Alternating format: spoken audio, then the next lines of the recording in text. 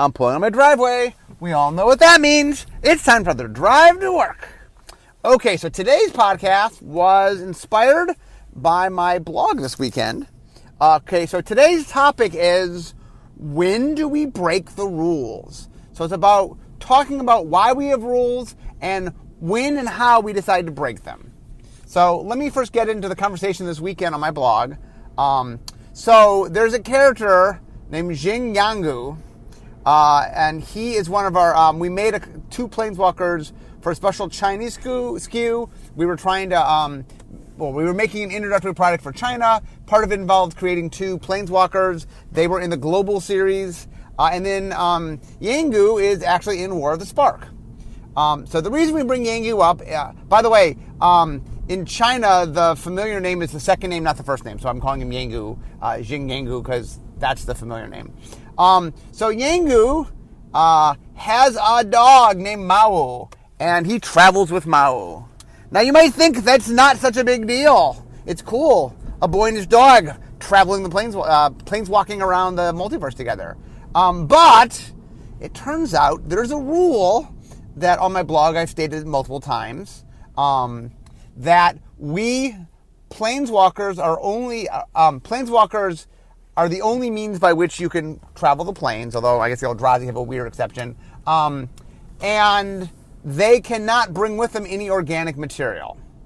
For those that are following the main storyline, Bolas needs to get the Eternals there, and the planar bridge can't do living tissue, so he's getting zombies and coating them in Lazotep. And anyway, a lot of issues there of getting the zombie horde to Ravnica for the war. But anyway, we have a rule, and the rule says, hey, as a planeswalker, you can't bring anything living, any living biological thing with you.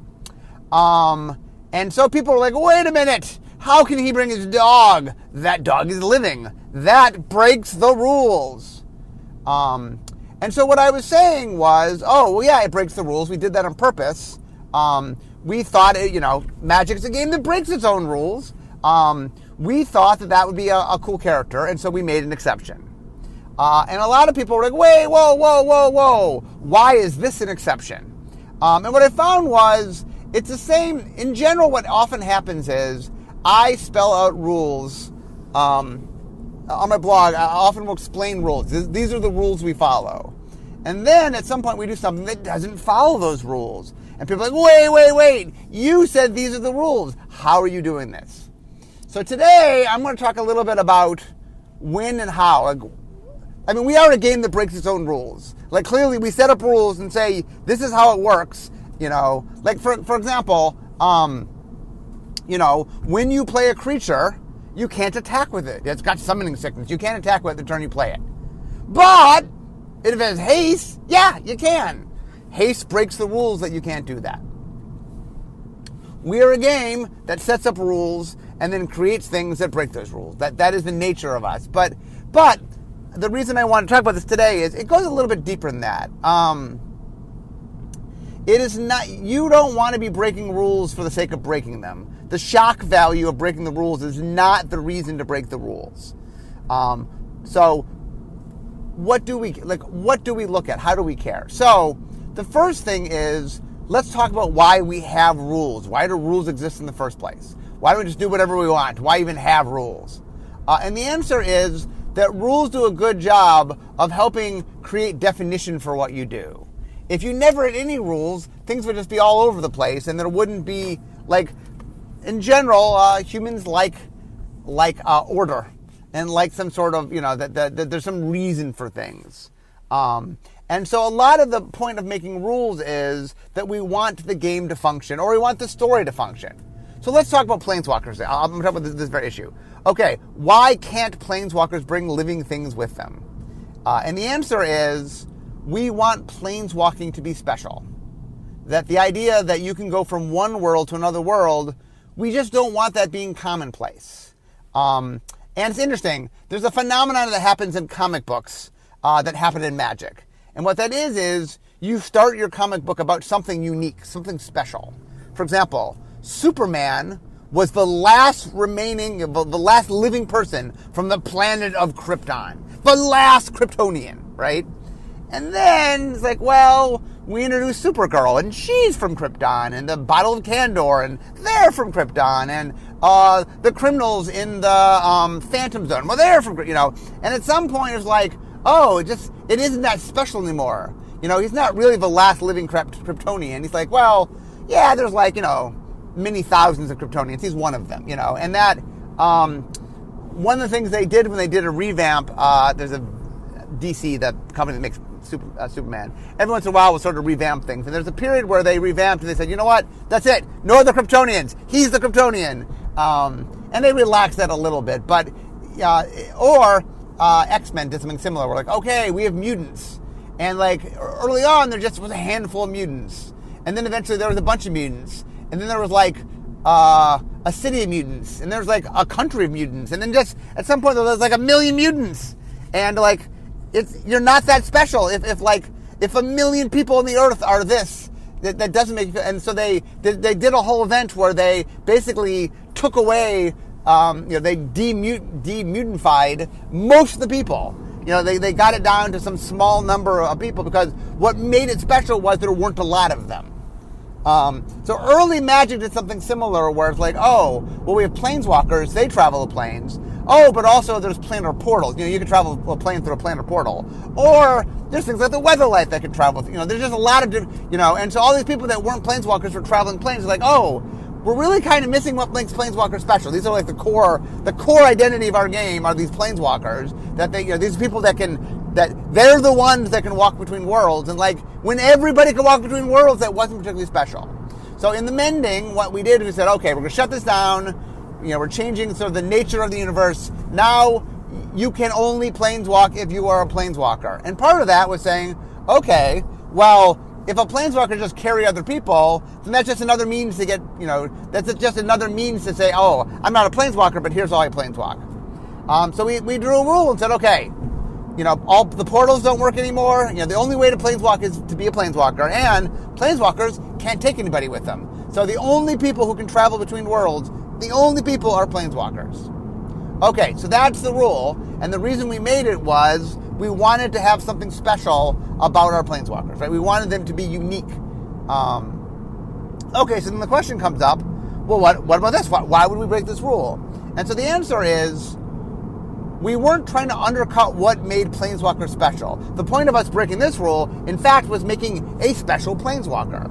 We said, okay, well, what if one planeswalker was so bonded to his dog that for reasons we're not, we don't explain per se, because a lot of times, midichlorians and things, explaining why things work isn't always the best thing. For some reason that we're not going to explain, he can planeswalk. Not with just anybody, with his dog. That's who he can planeswalk with. And we're like, okay, does that undercut the specialness of planeswalkers? Does that? No, in fact, the reverse. It allows us to make a very special planeswalker that just feels different. And, Mau, the dog, being able to be with him, okay, that's just, on some level, it's an extension of the character. Like Yengu and Mau are just, that's who you see together. And it's not as if, like, the whole point of it was trying to make planeswalkers more special, not trying to lessen what makes planeswalkers special. So a good example there is, okay, we broke the rule, but we broke the rule as a means to do something that is not undermining the reason for the rule.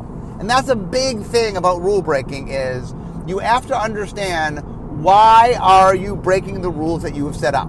What's the point? And usually the issue is understanding the underlying reason the rule exists. Because the goal of rule breaking is not to disrespect the rule. It is not to say this, for example, let's take summoning sickness.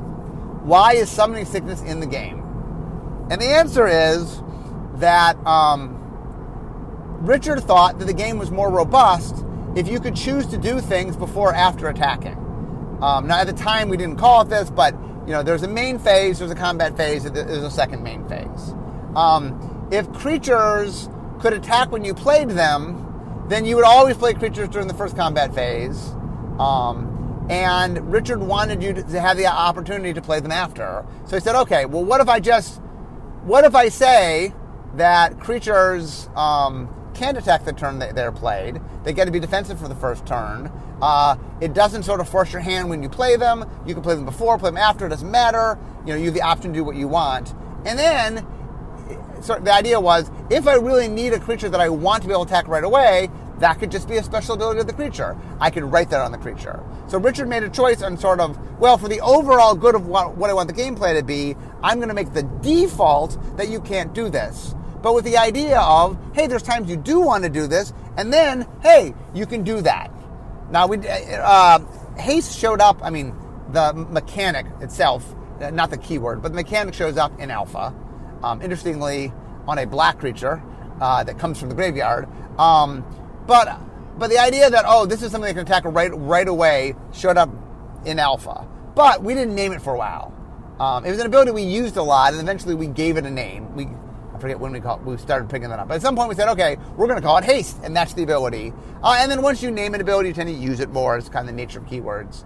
But the point is, the rule existed for a function, and then the idea is, I guess there's a couple questions. Number one is this rule supposed to be an absolute? Or is this rule the default because it's how you want the default to work? If it's something in which it's not that, you're not undermining anything by breaking the rule, it's just a rule for cleanliness and order. Like, one of the things about the game of Magic is, look, we break almost all our rules, of mechanically speaking. Why bother having rules? Because it just makes it easier to learn the game. It makes it easier to understand the game. If you know the defaults and say, okay, here's how the game works, and if it's ever going to break this, we'll tell you. The card will tell you it's breaking it. But it allows you to learn things. Like if I was teaching someone how to play Magic and I said, play a card and then some of the time this and some of the time that, it would be confusing. But I'd say, okay, when you play a creature, unless it tells you otherwise, you can't attack with it. Just having the rule built in makes it cleaner. Now, let's say some of the time you did one, sometimes you did the other, then you'd have to spell that out every time. It makes more words, it makes it more complicated. But having defaults, which are, hey, the vast majority of the time, this is what happens, makes the game more elegant, easier to learn. It just simplifies things.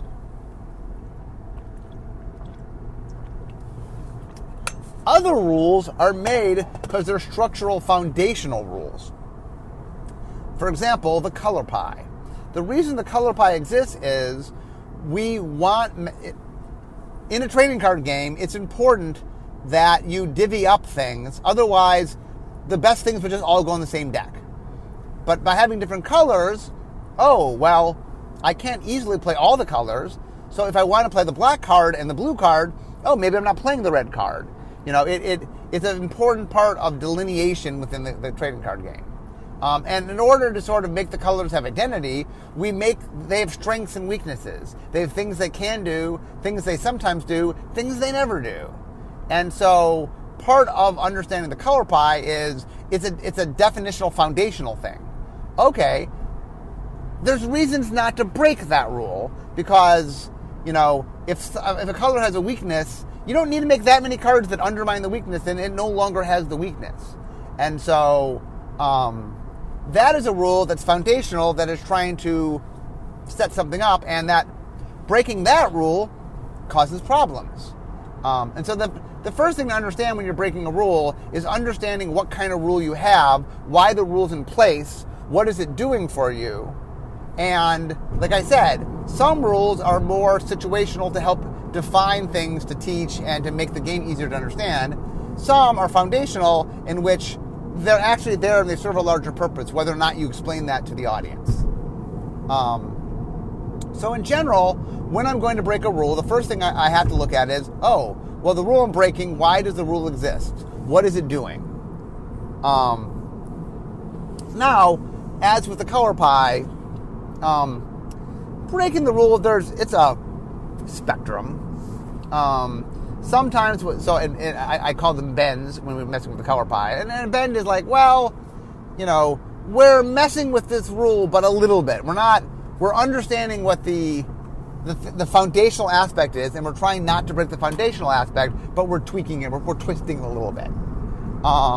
And in general, when you're looking at rule breaking, you want to sort of understand,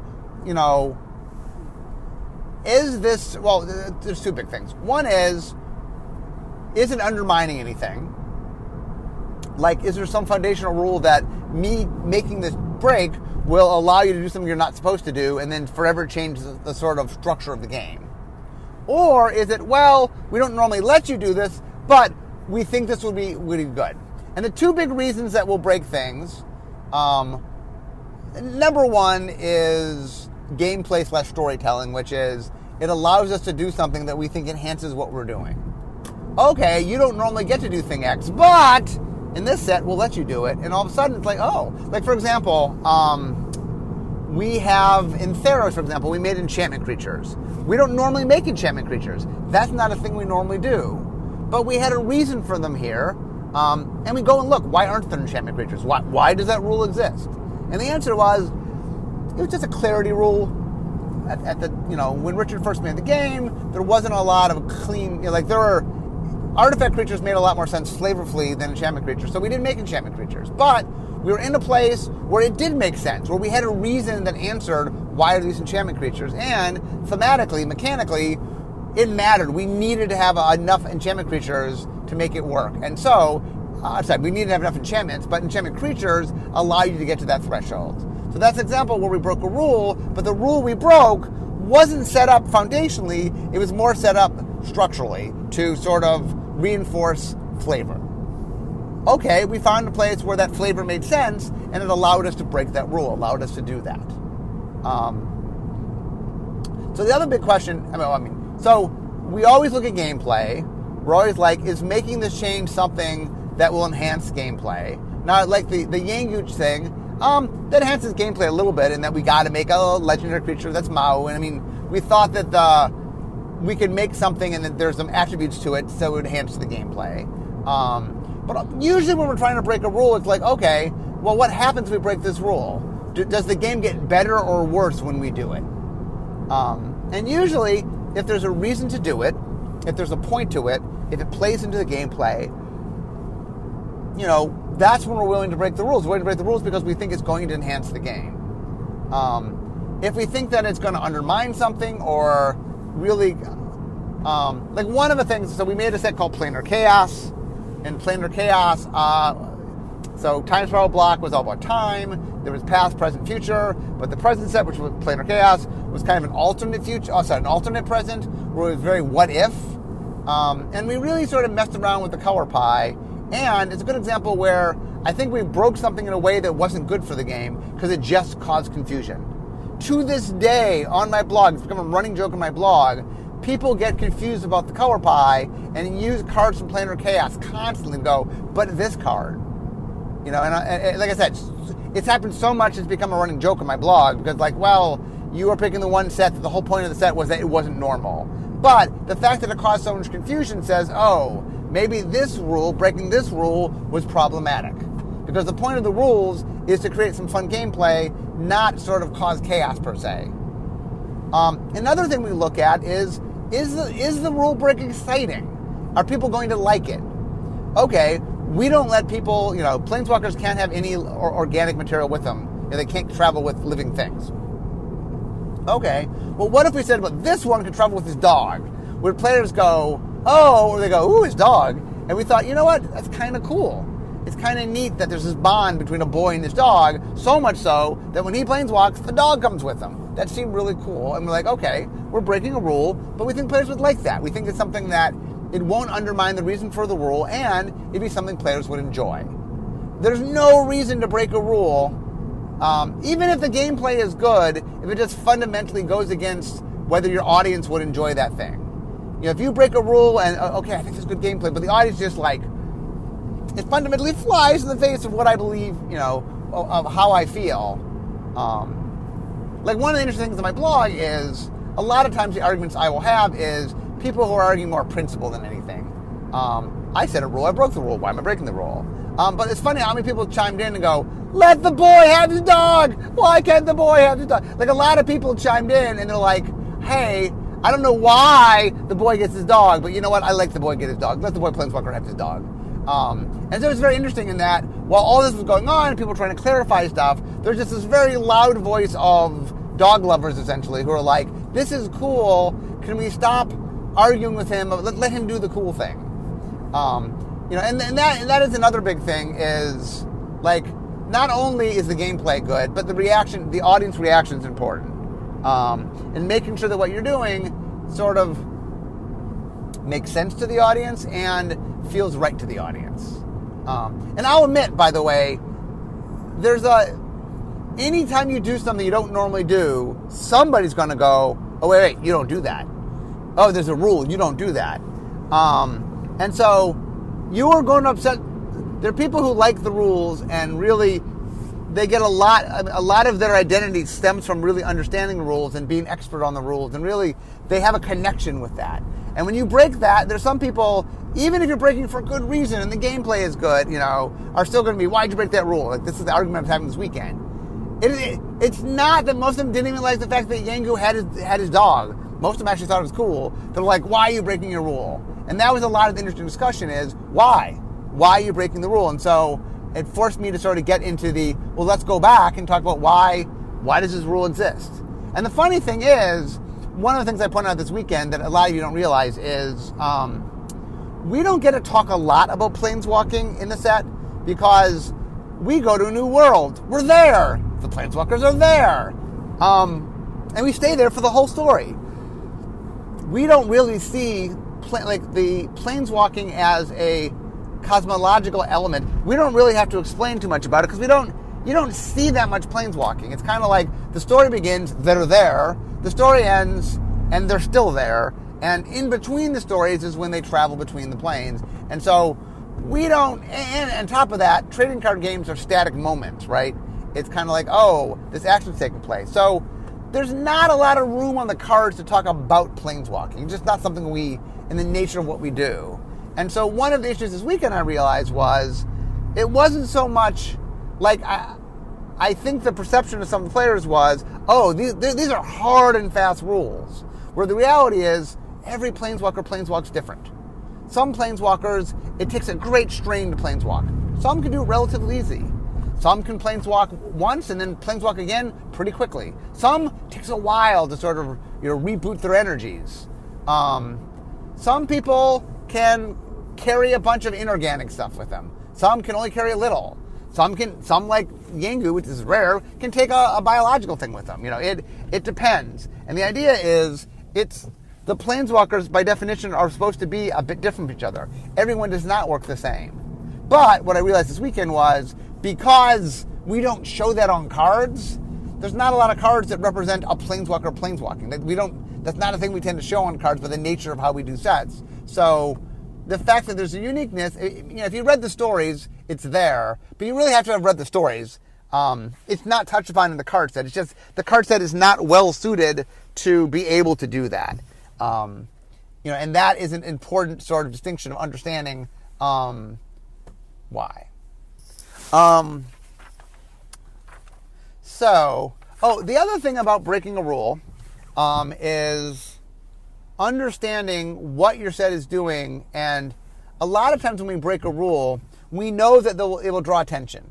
We know that rule breaking is eye-opening and can be exciting because when you say to somebody you can't do something, and all of a sudden now you can. People go, ooh, I can? I thought I couldn't do that, And there's a freedom and excitement to being able to do something you've been told you can't do. And that's another reason, by the way, why we make rules on some level is, yes, there's all the stuff I said before is true, but also we know by making rules, we allow ourselves to occasionally break those rules. That one of the exciting things, so Richard was very influenced by a game called Cosmic Encounter. And one of the things about Cosmic Encounter is just the game of exceptions. Like, the way it works is you're having an intergalactic battle, and you have an alien race that you represent. And for starters, your alien race just has a rule that basically lets it break one of the rules of the game. For starters, it's just how the game. And then you have cards that let you further break the rules set in the game. And the game really is like, here are all the rules, and then there's very few rules you can't break in Cosmic Encounter. And I know Richard was very inspired with that. And so that's another thing that's kind of fun is setting up things that say, you can't do this. Then when you get to say, now you can do it, it definitely has it really enhances things and makes it exciting. So the important part for us is when we break a rule, not only do we want to make sure that it fits what we're doing and helps the gameplay and maybe helps the story, but also it's going to draw attention to itself. When you do something you've never done before, so for example, I use War of the Spark. We were doing a Planeswalker theme. Okay, well I knew part of doing a Planeswalker theme was I wanted to draw attention to the Planeswalkers. So we broke a bunch of rules about the Planeswalkers. For example, the original rule is we only have about 10 Planeswalkers a year, which means a large set has usually about 3 Planeswalkers. We had 36. Breaking a rule. I mean, majorly breaking the rule. Normally, Planeswalkers just have loyalty abilities. In War of the Spark, we introduced static abilities and triggered abilities. You know, barring a few rare exceptions to make cards work, that wasn't something Planeswalkers do. We had rare Planeswalkers. We had uncommon Planeswalkers. That is not something we do. And we had hybrid Planeswalkers. We've never made hybrid Planeswalkers before. And so, I consciously chose to break some of the existing rules here because it reinforced the theme of what we were doing. I wanted you to go, oh, Planeswalker set. Well, if I'd only used 3 Planeswalkers and they were only mythic rare and they only used loyalty abilities, and they were just normal colors, what about that says, what says it's the Planeswalker set? If I do everything as normal, it doesn't reinforce anything. But when I say there's 36 Planeswalkers as opposed to 3, there's 12 times as many Planeswalkers, and they're at rare and they're uncommon and they have static and triggered abilities, and some of them are a hybrid. You sit up and go, oh, that's not normal. And then it reinforces what we're trying to do. You go, oh, I see. It's the Planeswalker set. Look at all these not normal things you did with Planeswalkers. So that's another big thing about when you break the rules is you want to break them in a way that reinforces the set you're working on, reinforces the themes you're working on, that helps sort of... one of the problems of breaking the rules for just break the rules is when people see something broken, they assume it's important. Because we don't break the rules all the time. And so usually why are they breaking this here? So breaking the rule also sort of does some messaging you have to be careful about because people attribute rule breaking to being important because it's not something you do very often. And so when you break your rules, you want to lean toward your theme, lead toward your mechanics so that they help reinforce and sell the set. Okay, it's War of the Spark. It's a Planeswalker set. Well, how do we get people excited for that? Well, let's break some rules and expectations. Let's do something they don't expect. And that's not to say, I think it's important that we keep to the 10 Planeswalker rule in general. There's a bunch of things the way we do and balance things, and our norm is the way that we want it to work. But, hey, we got to do something special every once in a while, break our rules, and really make something unique and special. But that doesn't mean that now, the other thing about breaking a rule is understand when and how you're breaking the rule, and then, after, revert. Now, there's sometimes we fundamentally change what we're doing in Magic, and that's not as much breaking the rules as changing the rules. But when we break the rules, the idea is we do it in small amount. We do it for purpose in a place. We make sure it doesn't undermine anything, that it's not breaking something that's foundational. And we make sure that it's exciting and it's something that players want to see.